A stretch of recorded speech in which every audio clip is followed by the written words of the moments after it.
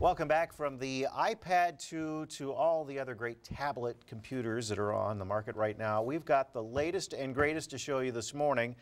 They're called Mobile Twin Cities, and anyone is invited to join. Who are these folks? Well, joining us this morning, the co-founder of the group, Phil Wilson. Nice to have you here, and local tech writer Julio Ojeda-Zapata. Nice to have you here as well. Let's start with, obviously, these are all the rage right now, especially the iPad 2, which we know sold out more than 1 million in just a few days. Why can't we get enough of these things? What's the deal? Well, tablets are hot right now, and the iPad and the tablet are basically synonymous. Apple dominates the market. Its products are sexy, are really easy to use. People just love them. So right. Hey, my father-in-law is an iPad user, and he loves it. He had a laptop before, had issues with his laptop. Now he has an iPad, and as you said, it's simple to use because it's mostly you just kind of touch and move, and it's that simple to do. What are some of the advances we've seen with the iPad 2? The new iPad is a lot thinner. It's a little bit lighter. One of the key differences is that it has a camera on the front and the back. So if you're a business user, you can use it for video conferencing. I did that this weekend.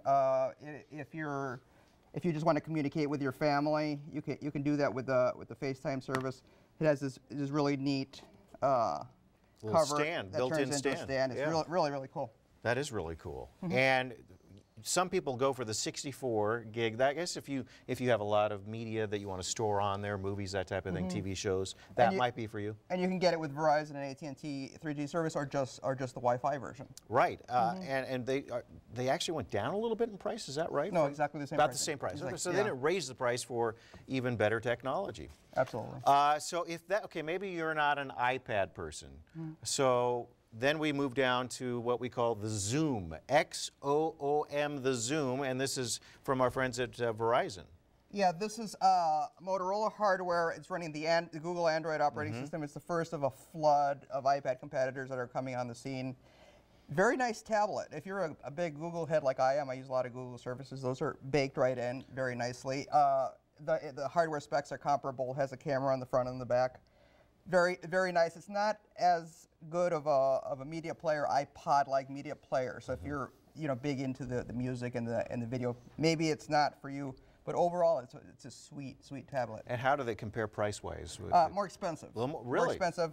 This is a 3G version, very expensive. But a Wi-Fi only version of the Xoom is coming out soon for about $600, which is still a little pricier than an iPad, but not bad. I was reading where the iPhone versus the Android, based, I guess their system was actually a little quicker in some tests. That the Google system was a little quicker. That is true, although my general experience has been that Android phones feel a little more sluggish than the iPhone. iPhone just feels better, smooth. Right. But they're comparable. Android phones are very nice. Right. Obviously, iPad and Apple, they kind of started the whole thing, so it's somewhat proprietary, I guess, in the way they do a lot of this stuff still. Yeah, Apple is sort of a closed system. Android is an open operating system. Anybody can use it. Anybody can sort of bake it into the hardware. Some of us have seen that commercial where the guy's going through the security line at the airport, and he gives them the story about this little, which to me seems like a kind of a great invention here, where you have your phone and the tablet together. Yeah, you have your Android phone right here. This is a Motorola Atrix, and you can use it as a phone. It's a phone, but then you can dock it into this dock here, and the phone essentially becomes the computer that powers a laptop-like experience. Right. You can use the keyboard, use a standard Firefox browser. Very nice idea. I find it a little slow and awkward to use. I think Phil agrees. Yeah. But the overall concept is very nice. It's an example of the ingenuity that is going into a lot of the Android devices. Right. So I love how sleek they are. And Phil, I know we're about out of time here, but if you can just quickly tell us about Mobile Twin Cities and how people can get involved. Mobile Twin Cities is a group that meets every month. It is the third Tuesday of every month. The location is pretty much set in Refractor, which is in Northeast, and we get together with not only mobile developers, but people that are interested in using mobile for business or just general users as well. We also just finished up our second annual Mobile March, which happened at Best Buy Corporate Campus last Saturday, where Julio presented, and we do that every March.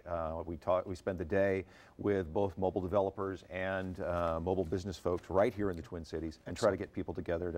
There's some great stuff coming out of the Twin Cities. I like it. All right. Well, thank you both for being here. Great information. If you would like to learn more about Mobile Twin Cities and Twin Cities Mobile.